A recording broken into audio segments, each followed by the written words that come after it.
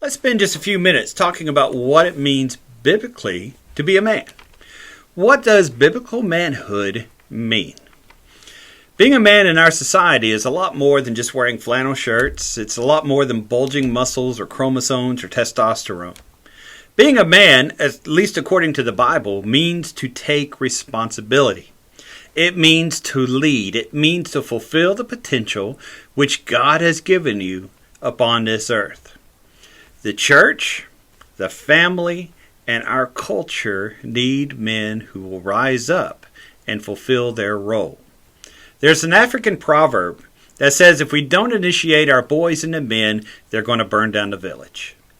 And if you read news reports, if you see what's going on in the schools, if you see what's going on just about anywhere, you see a lot of villages being burned down.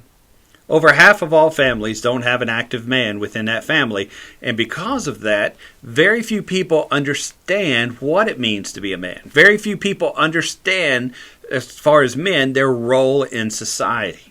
People look at this word toxic masculinity, and what it is, it's a perversion of what men should be. And so I want us to spend just a few minutes talking about what it means biblically to be a man. Dennis Rainey wrote a book called Stepping Up, A Call to Courageous Manhood, 2011, from Family Life Publishing. It's a great book, and within that book he lists 5 different qualities of what it means to be a man according to the Bible. The first quality which he brings up is he says a man must control his passion and his emotion. Whether you're single or you're married, a man needs to maintain self-control. This is concerning your temper. This is concerning the words that you say, and it's concerning you as far as sexually as well. In Job chapter 31 and verse 1, Job, telling his friends in his oath of innocence, says, I've made a covenant with my God not to look improperly upon a woman. Job recognized the importance of guarding his heart and guarding his mind in his view of other people. He recognized that all people are created in the image of God and all people deserve respect. Paul tells Timothy to flee youthful lust, to concentrate on Bible study, to concentrate on Christian living, to concentrate on service to other people. We've got to control ourselves and our passions and the emotions that we have. The second principle which he brings up is that a man provides for his family. In 1 Timothy chapter 5 and verse 8, it says, if a man does not provide for his own, he is, especially those of his own household, he is denied the faith and he's worse than an unbeliever. Now, of course, this applies to us financially, but it is okay if your wife makes more money than you. It is okay for your wife to work outside the home. In Proverbs 31 and Acts 16, we see women who are in the workplace, and that is approved by God. So what is it that Paul's telling Timothy here when he says a man needs to provide for his house? Well, of course, a man needs to work. A man needs to find income. A man needs to provide financially for those who are around.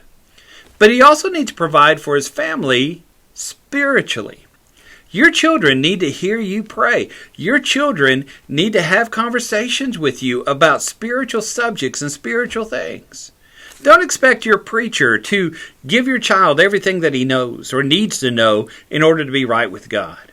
Teach your children to rise up and bless the Lord. It applies to us from an emotional point. It applies from a spiritual point when we think about providing for our families. Thirdly, a man is a biblical man when he protects his family. It's important for men to stand up and protect their wives and protect their children against the dangers of the world. But that's more than talking about physical safety, talking about protection against robbers or protection against people who might cause harm.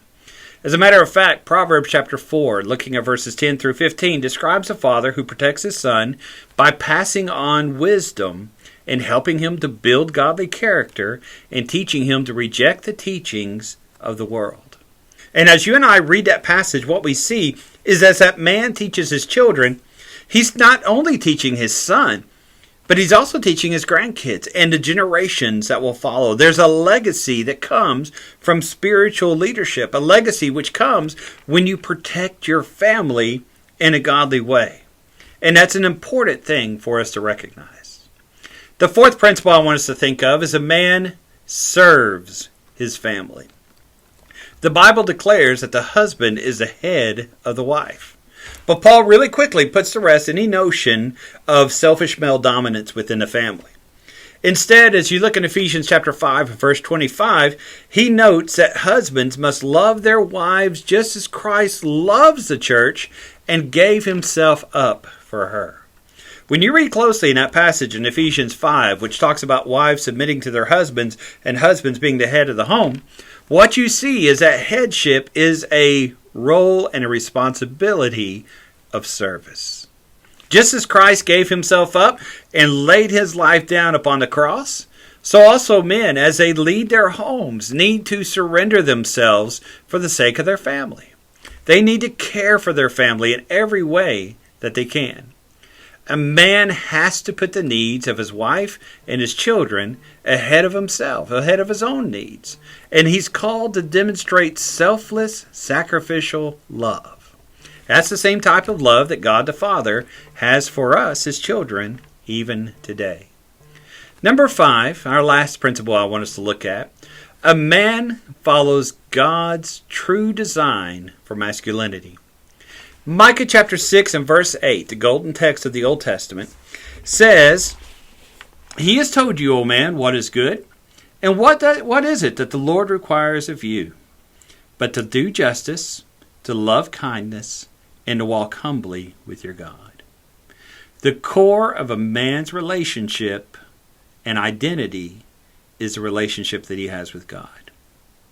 What truly defines a man in his family, in his culture, and within his own character is the relationship he has with God.